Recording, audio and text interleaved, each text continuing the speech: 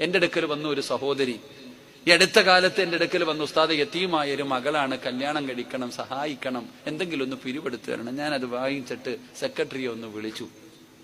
സെക്രട്ടറിയെ ഞാൻ വിളിച്ചിട്ട് പറഞ്ഞു, നീ ഒരിക്കലും സ്വർഗത്തിൽ പോത്തില്ല, നിന്നെ അള്ളാഹു വെറുതെ വിടത്തില്ല എന്ന്. അള്ളാഹു കാത്തുരക്ഷിക്കുമാറാകട്ടെ. വിടുവോ അള്ളാഹ്? നിങ്ങൾ പറ, വിടുവോ? നിങ്ങളുടെ ജമാഅത്തിന്റെ പ്രസിഡന്റോ സെക്രട്ടറിയോ ഈ നാട്ടിലെ യതീമായ ഒരു പെണ്ണിന്റെ കല്യാണത്തിന് പിരിവെടുക്കാൻ ഉമ്മാടെ കയ്യിൽ ലെറ്റർ പേഡും കൊടുത്തിട്ട് നാട് മുഴുവനും യാചിക്കാൻ പറഞ്ഞു വിട്ട ഈ മനുഷ്യന്മാരെ അല്ല വെറുതെ വിടുവോ? ഇല്ലേ? നിങ്ങൾ എന്തോ വെടികൊണ്ടുപോയിരിക്കണേ, വിടുവോ? അദ്ദേഹത്തെ മാത്രമല്ല, നിന്നെ ഒറ്റ ഒരെണ്ണത്തിനെയും അള്ളാഹു വെറുതെ വിടത്തില്ല. അള്ളാഹു കാത്തുരക്ഷിക്കുമാറാകട്ടെ. ഈ മഹല്ലിലെ ഒരൊറ്റ ഒരെണ്ണം, ഈ നാട്ടിലെ യതീമായ ഒരു പെൺകുട്ടി ആരാരും എന്നെ സഹായിക്കാനില്ല എന്ന് പറഞ്ഞിട്ട് നിങ്ങളൊക്കെ തിരിഞ്ഞു നോക്കാതെ ഇങ്ങനെ അലഞ്ഞു തിരിഞ്ഞ് നടക്കുന്നുണ്ടെങ്കിൽ, നീയൊക്കെ ഏത് കൊലകൊമ്പനാണെങ്കിലും അള്ളാഹു നിന്നെ വെറുതെ വിടത്തില്ല. ആ കണ്ണുനീര് നിന്റെയൊക്കെ കുടുംബത്തിന്റെ ശാപമായി മാറും. അള്ളാഹു കാത്തുരക്ഷിക്കുമാറാകട്ടെ.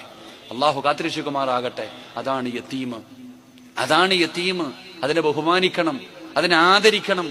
യതീമിന്റെ വില അറിയുമായിരുന്നെങ്കിൽ നീയൊക്കെ അങ്ങോട്ട് പോയനെ. ഇന്ന് യതീം നിന്റെ വീടിന്റെ മുമ്പിൽ വന്ന് കാത്തു നിൽക്കണം, ഗേറ്റ് പോലും തുറക്കത്തില്ല. ലെറ്റർ പേ കമ്മിറ്റി ഓഫീസിൽ പരാതിയും കൊടുത്തിട്ട് രാജകൊട്ടാരത്തിൽ ഇരിക്കുന്ന രാജാവിന്റെ മുമ്പിൽ നിൽക്കണ പോലെ യതീം നിൽക്കണം. എന്നാ യതീമിന്റെ വില അറിഞ്ഞിരുന്നെങ്കിൽ നാളെ മുതൽ നീയൊക്കെ ഇറങ്ങും. യതീമിന്റെ മഹത്വം എന്താണെന്ന് അറിഞ്ഞിരുന്നെങ്കിൽ രാവിലെ മുതൽ നീയൊക്കെ ഇറങ്ങും ഈ നാട്ടിൽ യതീമായ മക്കളുള്ള വീട് തേടിയിട്ട്. അതാണ് യതീം. അള്ളാഹു പഠിക്കാൻ ഭാഗ്യം തരുമാറാകട്ടെ. ഇഷ്ടപ്പെട്ടില്ലെന്ന് തോന്നുന്നു. അള്ളാഹു പഠിക്കാൻ ഭാഗ്യം തരുമാറാകട്ടെ.